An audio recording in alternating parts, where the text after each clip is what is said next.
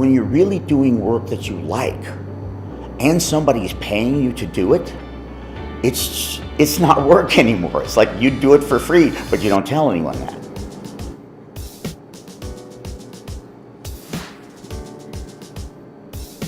My favorite thing about Mr. Boling is that he's not like other teachers. He stands out because he's sort of just good with people and just good at teaching what he does. Like, he can turn anything into a good conversation, I think. My favorite thing about Mr. Boling is that he's always there, he's always listening, and he's really funny. Mr. Boling is pretty genuine. He's not here because he's living paycheck to paycheck. He's here because he wants to teach. I had had a number of different jobs, but for the longest time, I owned an investment firm with some partners. And I retired. I sold my interest and I retired and was terribly bored. So I came here 14 years ago, and from then on I wasn't able to leave. He's had a great career as a journalist and as a businessman, and now he comes here to teach us, and I think it's pretty cool. One of the things about this job is here I get to see it happen. I mean, I get to matter, and I get to see that result. We had a girl here several years ago who had every social ill in sort of modern urban society. And yet she sort of found school as a way to sort of give that order. And this girl got a full scholarship to Yale. He's not just a teacher for economics. One thing he always says that always sticks out to me is he says, real people, real lives. When I first got into econ and government, I thought my life was going to be over because I hate econ and government. But thankfully, I had Mr. Boling, so he doesn't make it boring. When he teaches economics, he doesn't just explain like all the different things that happen in the economy. He explains how much it affects people and how much of an impact that makes. My course is very disciplined and very difficult, but I'm right there with them and letting them know that I'm on their side. Politics, government, econ, he makes me see it from a different perspective.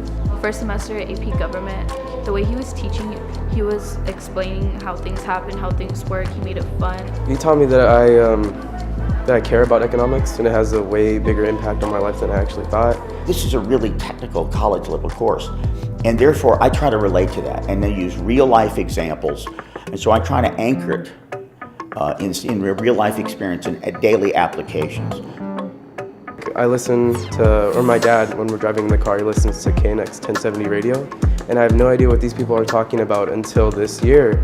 They're talking about like how unemployment is down and business cycle is going around again, and that's all kicking in, and it's looking pretty good, and I understand that now. I try to just make it enjoyable. I try to be as relatable and genuine as I possibly can, and at the same time treat them seriously, you know, as if I were speaking to adults, but never really forgetting that they're kids.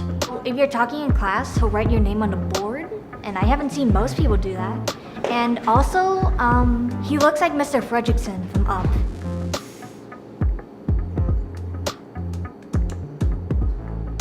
When you're sitting on the desk and you're just tired of reading, he comes over to you and he explains it. That helps me a lot because I can't just sit reading a book. I need someone to explain to me.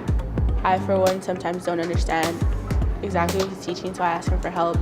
And if I don't understand it again, he continues until I do get it. So that means a lot.